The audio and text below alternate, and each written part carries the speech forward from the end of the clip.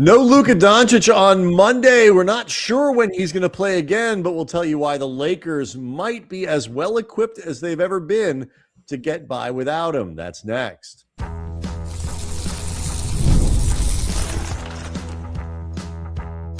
You are Locked On Lakers, your daily Los Angeles Lakers podcast, part of the Locked On Podcast Network, your team every day.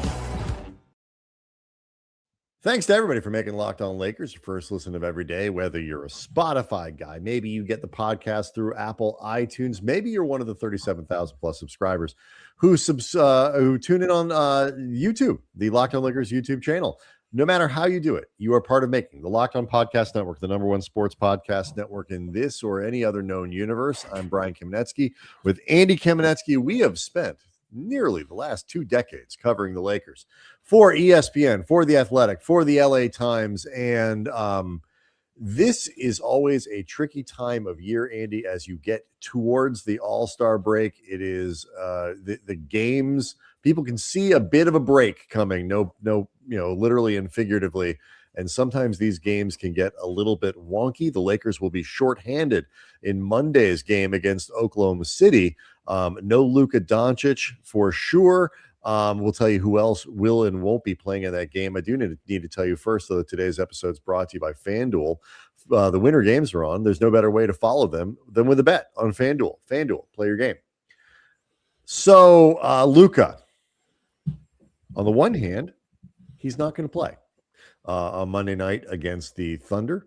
We're not exactly sure when he's going to be back. But the Lakers seem to indicate, Andy, that the worst potential options were not something they were worried about. There's no 4 to 6 week announcement like the Nuggets had to do with Aaron Gordon and Peyton Watson. The Lakers seem to have dodged the biggest bullets here. They are optimistic that this is not going to be anything particularly serious, like you said. Now, that does not mean necessarily that he's going to return before the All-Star break. There's going to be – he's out Monday. He's already been officially ruled out against OKC, but that is the front end of a back-to-back. So there is always the chance that maybe they were giving him one extra day and then he would play on Tuesday, knowing that a back-to-back was out of the question to begin with.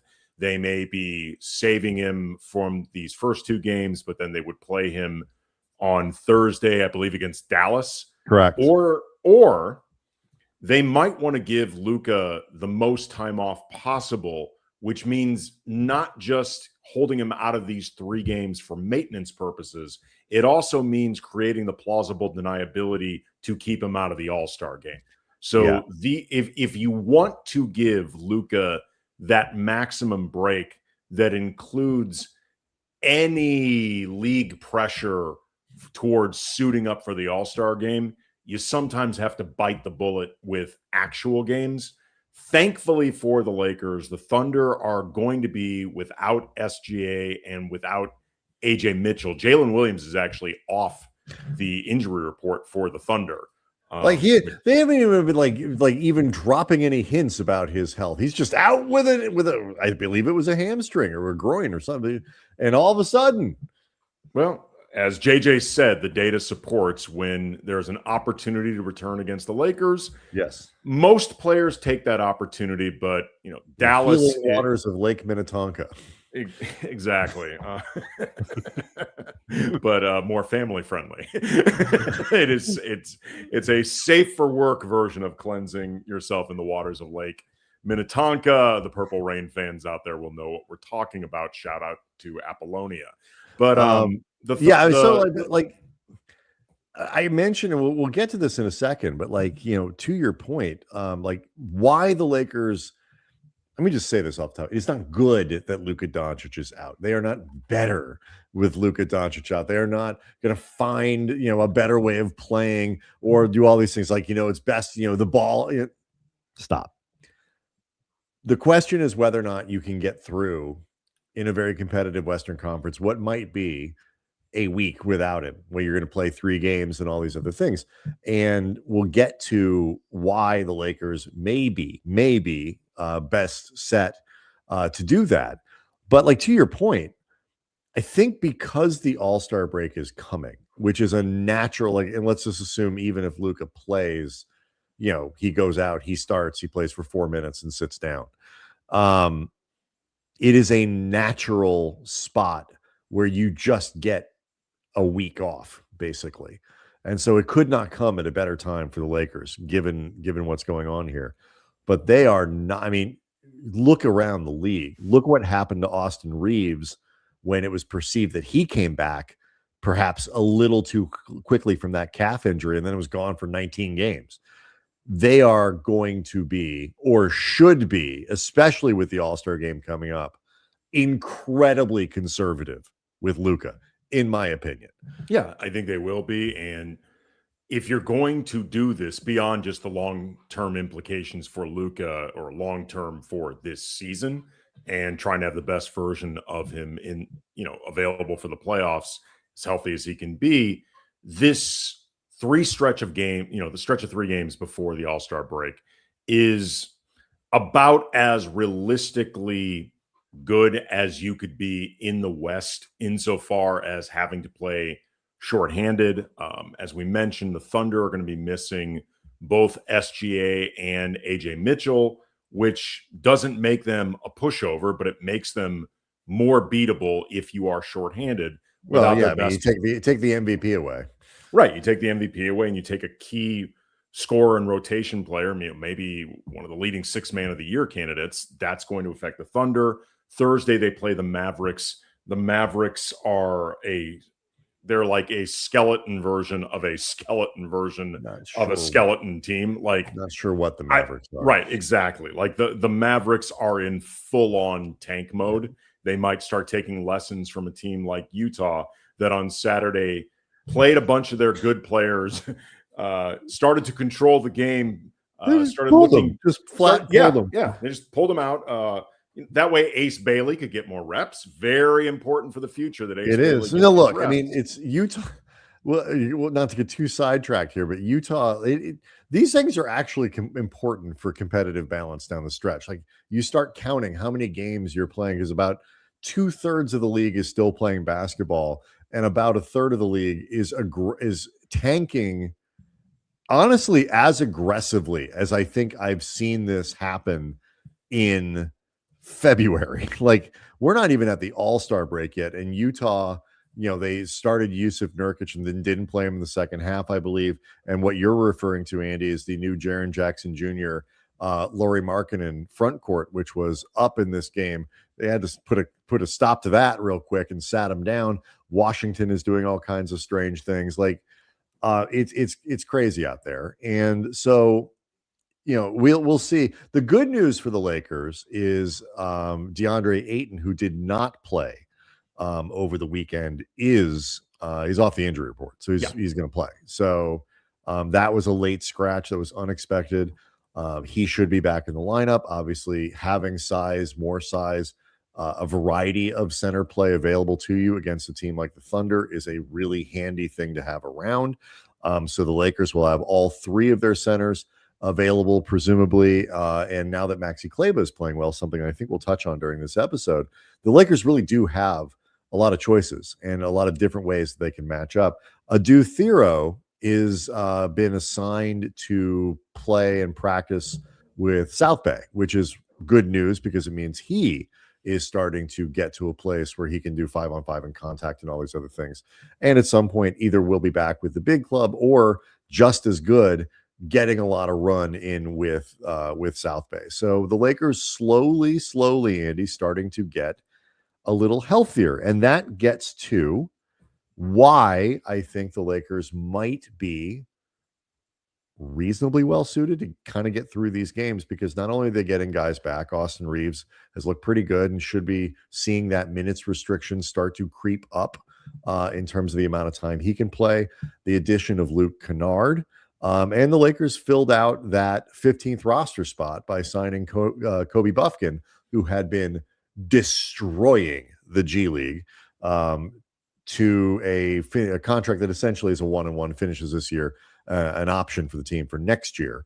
So that's the 15th spot for the Lakers, and presumably their roster is relatively set. You were not, Andy, available for the show on Saturday to talk about the debut of Luke Kennard, but it is potentially a big reason the Lakers might be in better shape going forward. So I want to get your thoughts on his debut next. Locked On Lakers is brought to you by Prize Picks. Shoot your shot on Prize Picks and get $50 instantly in lineups when you play your first $5. That's right. Prize Picks is giving you $50 in lineups when you play your first $5 lineup. Prize Picks makes every dunk, every dime, every board that much more exciting. It's America's #1 app for sports picks. Prize Picks is super easy to play. Just pick more or less on 2 to 6 player stat projections. And if your picks are right, you cash in. You can choose from basketball, baseball, hockey, soccer, UFC, and more. Plus, they got features like early payouts and flex play. So you got options while the games are still happening. It'll take you just a few minutes to create a lineup. The social feature that they got is really cool. You can see what other people are playing, copy lineups with just one click, so you can take inspiration from others, or just crib from them, steal from them, whatever. It's allowable and it is encouraged, and it is also available in 50 states, all 50 in the US. So easy to just jump in for anybody. Download the Prize Picks app today. Use the code LOCKEDONNBA to get $50 in lineups after you play your first $5 lineup. That's code LOCKEDONNBA to get $50 in lineups after you play your first $5 lineup. Prize Picks. It is good to be right.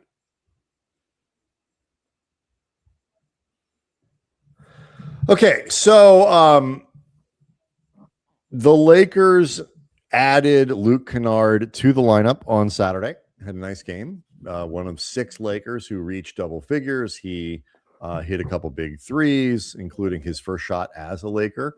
And out of an ATO in the second half, the Lakers drew up a play for him, and LeBron was very complimentary, not just of his shooting, but his overall basketball acumen, which is something that we actually talked about in the reaction video when they acquired him, was that he does do a few more things than just stand there and hit 3-pointers. He's a guy who has had decent assist numbers. He's not a terrible rebounder for his position on a per minute basis, particularly given some of his other athletic limitations. Just a good basketball player. Lakers closed the game with him on the floor. Clearly, JJ Redick recognizes both what he sees as his qualities as a player, but also the impact that he can have on how the floor is arranged. Your thoughts, Andy, on the debut of JJ Redick, or I'm sorry, of a JJ Redick clone, Luke Kennard.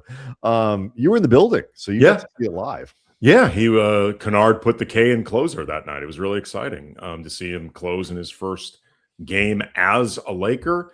And his first 4 baskets, I thought, were really exciting, not just because they were 4 baskets leading to the 10 points that he had that night, but there was variety in that basket. Like the baskets, like you said, the first one was a catch and shoot 3. It came basically off of Vanderbilt's steal of a Vanderbilt turnover. Then he got the ball to Austin, and Austin fed Luke Kennard as he got to the arc. The second basket he was at the 3-point arc with the ball. Defender closes in, he racks the close, gets to the rim. Third, overplaying defender, he ends up getting fed on a back cut, gets to the rim. And then the fourth basket, he used a really good Maxi Kleber screen on De'Anthony Melton to relocate to the corner. Really nice cross-court feed from Austin Reed. That was the ATO. Yeah, it was a really, really nice, nicely drawn up play, nicely executed play, and indicative of how we talked about before. Rui is a laser on this team. Like, he is one of the best 3-point shooters in the league on a percentage basis, and he is a proven, consistent outside scorer. But he's much more of a stationary scorer, much more of a pure catch and shoot threat. Like if a stationary 3-point shooter, he'll put the ball on the floor. That's what I was going to say. To mid range and stuff, but as a 3-point shooter, I was going to say, it's not that Rui can't move as a scorer, but he generally moves more towards the basket, whether to the rim or typically around the 3-point line, elbows, something like that.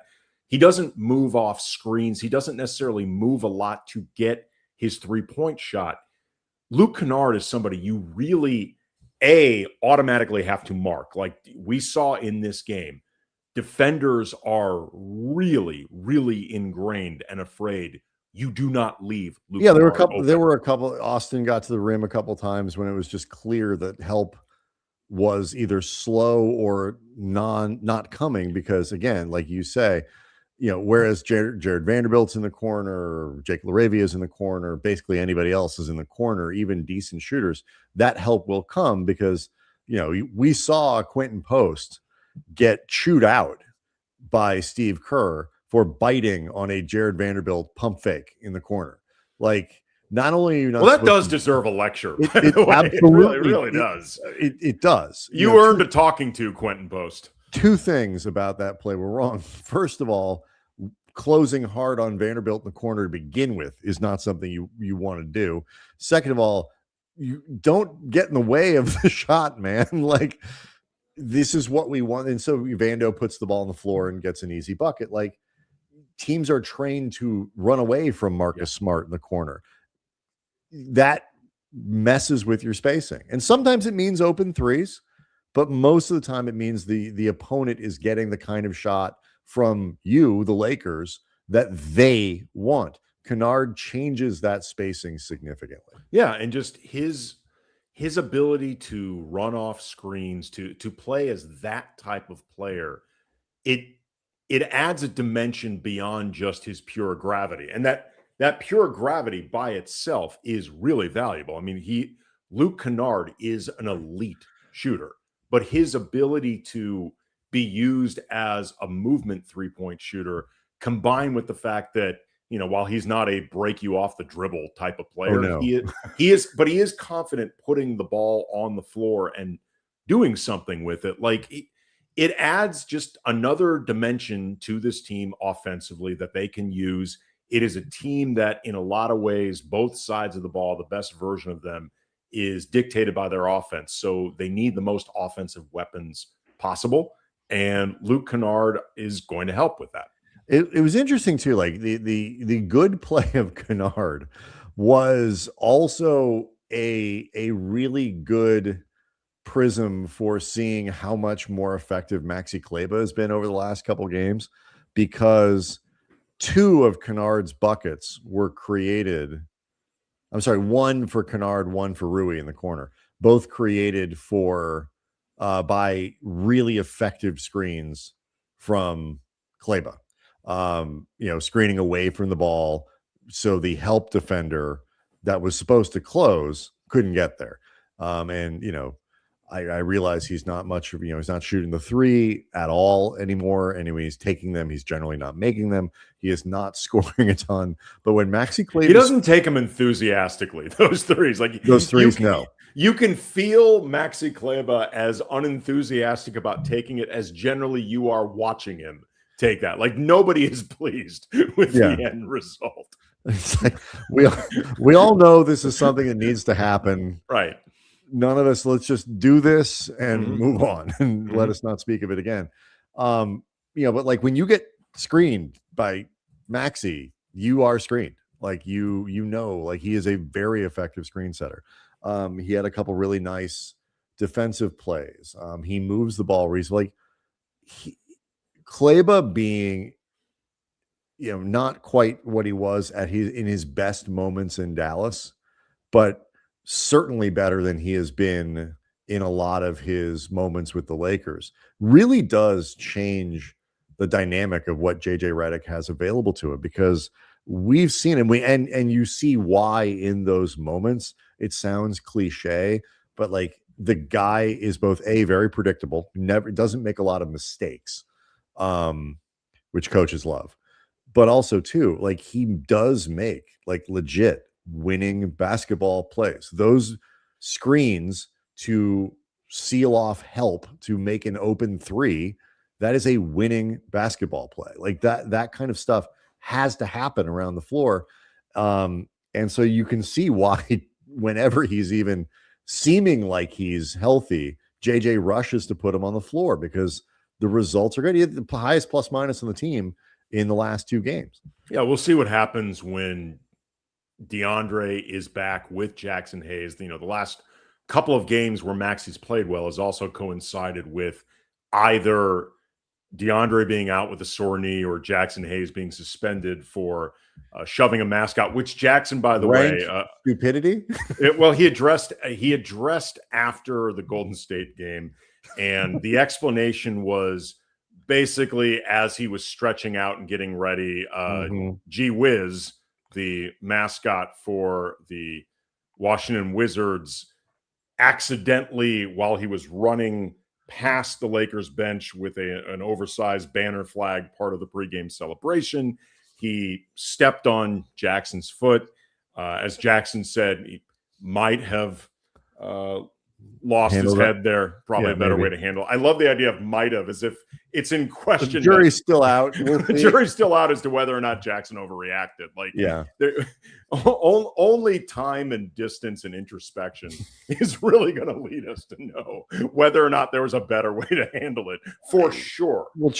We'll check back in 6 months. I like the idea, though, that Jackson did allow for the idea that there was probably a better way to handle it. And by probably a better way, I mean anyway.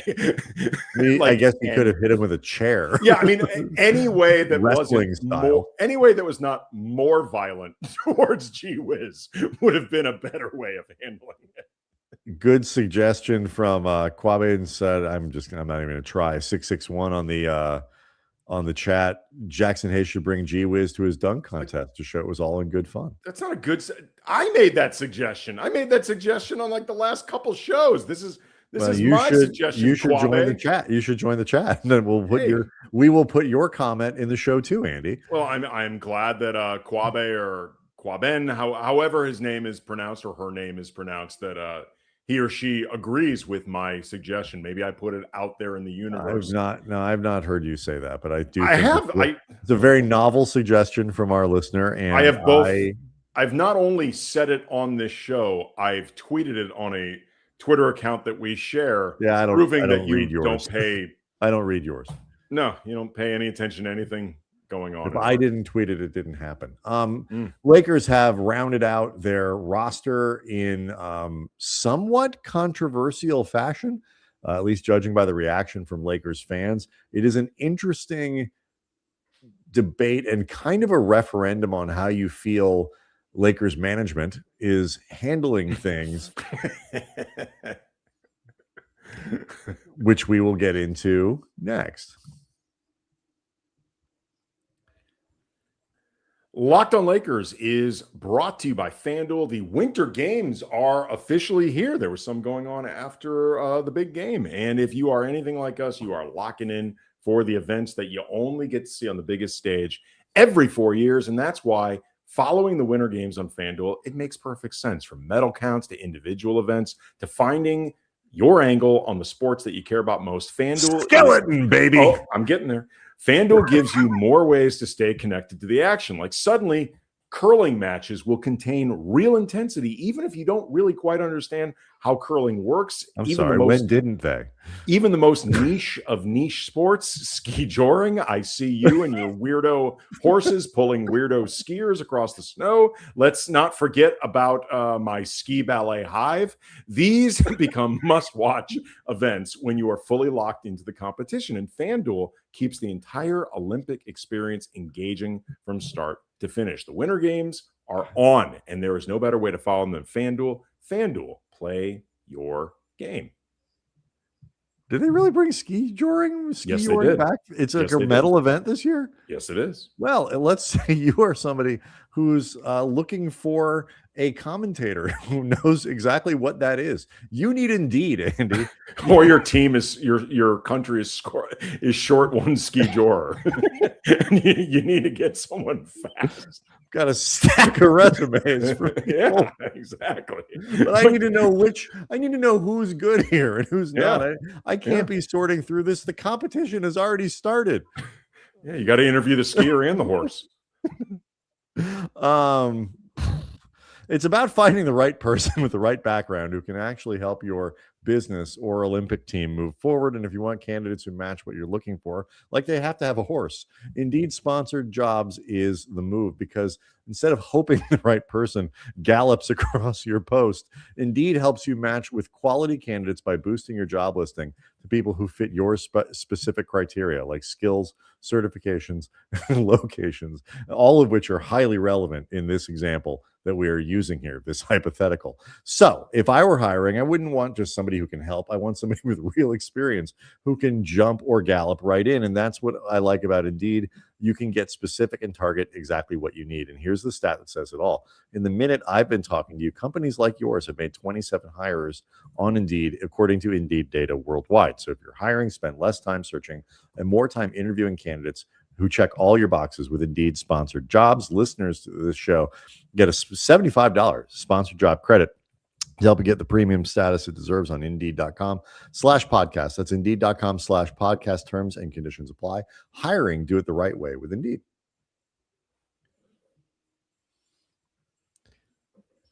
Totally did not know they brought that back. I do want to let people know the Everydayer Club. It is up and running. If you want to get in on all the second half action with the NBA, talk to us, talk to other Locked On hosts. You get access to the Discord channels by joining the Everydayer Club. $5 a month, $50 a year. There's a Locked On Lakers chat. There are NBA chats. You also, if this is your thing, you will get ad-free versions of the show. And that is something that can change the experience in a positive way for a lot of people. So get in there, tap the link in the show notes to learn more. It is the Everydayer Club. And yeah, go join it. Okay. Rob Pelinka was in fairly full bloom, I would say, over the weekend, speaking to the media about the acquisition of Luke Kennard, redefining the word aggressive. He had his jacket, I think, almost styled out to where it was not just perfectly zipped down the front at an ideal length for his shirt underneath. It was also zipped up from the bottom. You know, you do that sort of split zipper thing. So Rob was ready to go. And one of the things that he talked about was how they would be filling out that 15th roster spot. They believed in due time. Well, little did we know that time would come the same day, with the Lakers reportedly agreeing to, and then officially agreeing to on Sunday, a contract with Kobe Bufkin, who was briefly with the team on a 10-day, was fine, I guess, in limited time, but was destroying it in the G League and very likely would have been poached from the Lakers by another team. The Lakers electing to, Andy, sign Bufkin as opposed to trying to get somebody else on the buyout market. It's an interesting decision to have to make between a guy you clearly like, potentially coming up through your G League team, versus the potential maybe for a player who could help at a position that they need more.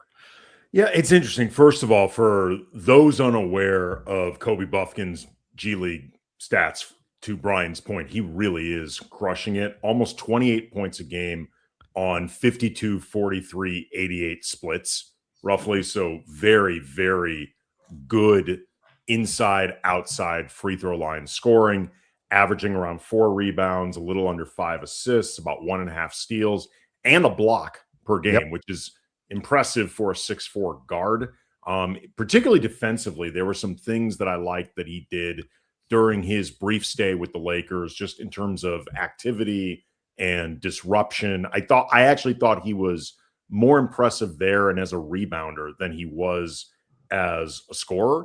I would like to think that when they signed Bufkin this quickly, it wasn't just concerns that he would get scooped up. It is imminent. He is about to get scooped up. If you do not do this now, as opposed to in a week, he ain't going to be there. This was by say Sunday, when the official notice came out, he was going to be somewhere else, because otherwise, regardless of what you think about Bufkin as the 15th man on this roster, it would seem like it was faster than necessary. What's the hurry? in terms of signing Bufkin. So I have to assume that their Right. intel was do this now or you're going to lose him. Right. I mean, And the guys who are hanging out in the G League don't wait around. Like if you Right. have an offer from a team, you go. that's what I mean. Like there was Yeah, a I'm standing agreeing offer. with you. Yeah. Do this now. In theory, the Lakers could waive Maxi Kleber if they want to pick up someone else down the road, as far as guys with no guarantees beyond the season. I mean, I actually think because Bufkin's deal is reportedly a team option for 26-27, they could actually waive Bufkin if worst came to worst. And I'm not 100% sure on this, but I think they actually could waive him if they really wanted to. They could. I mean, regardless of how they do it, I think there are some, prorating and things. So they're going to have to wait. There's, you don't erase the numbers from your books, so they put themselves further away from being able to pick somebody up if they needed to. But like the other thing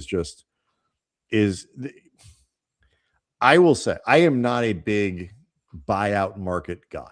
I do not think those players historically, not ever, but they tend not to have that large of an impact.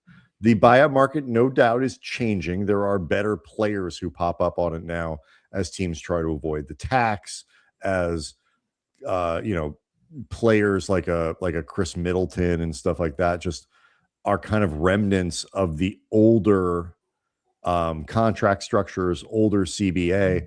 You see, more of those guys pop up. That said, like, do I think there's a good chance that Kobe Bufkin will be just as impactful as anybody else they could sign, which is probably not that impactful. Well, but there are, chances that I think what the Lakers are really doing here is they're looking at Bufkin as a better version of Nick Smith. And I think they've had to pull the ripcord on that a couple times this year. And Smith, who has had some good games, has definitely faded a little bit and is such a liability at his size that I think they think Bufkin can sort of do the same stuff, but just be a little bit sturdier there. And, pick a name. Haywood Highsmith isn't, and I know a lot of Lakers fans have been kind of kicking around. He's a wing player. He can shoot a little bit, defensive profile. He's also been injured all year. So he has literally not played. He has not played this season at all. Right. So like guys like that, do you want to take a guy who's not played at all this season and make that your 15th spot? So like, it's an imperfect thing. I don't hate the Bufkin signing by any stretch. I don't know what the opportunity costs were, like who else they thought they might be able to get that would help them more. But I'm not convinced there's a ton of help out there. Well, I think there are a few separate issues that can be sort of either examined through the prism of Kobe Bufkin or will exasperate fans through the prism of Kobe Bufkin. It sounds like a 200 level literature class in high school. We're going to examine things through the lens of Kobe Bufkin. Well, there is, for example, Rob Pelinka's very well established fetish for combo guards. Like that is basically his favorite fans tab. No judgment. There's a lid for every pot. Yeah, his only fans tab is combo guards. That's the one that he visits the most. That is his internet history. It is combo guards. And the Lakers' track record, frankly, with developing or choosing a lot of combo guards, despite that being seemingly Rob's biggest wheelhouse as far as non-star players, it's spotty. It can contain everything from Kendrick Nunn to, which was one of the ultimate terrible signings of recent Laker history, to the Russell Westbrook experience, to a massive success story like Austin Reeves, who is essentially a combo guard. So I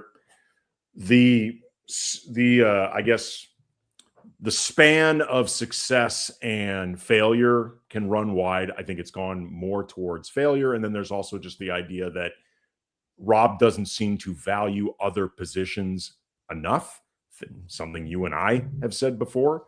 That doesn't necessarily mean Kobe Bufkin is a bad choice. It means I understand why the choice would frustrate a lot of Laker fans. Especially the timing. Like, are you going to lose out on Kobe Bufkin? Okay. Like, yeah.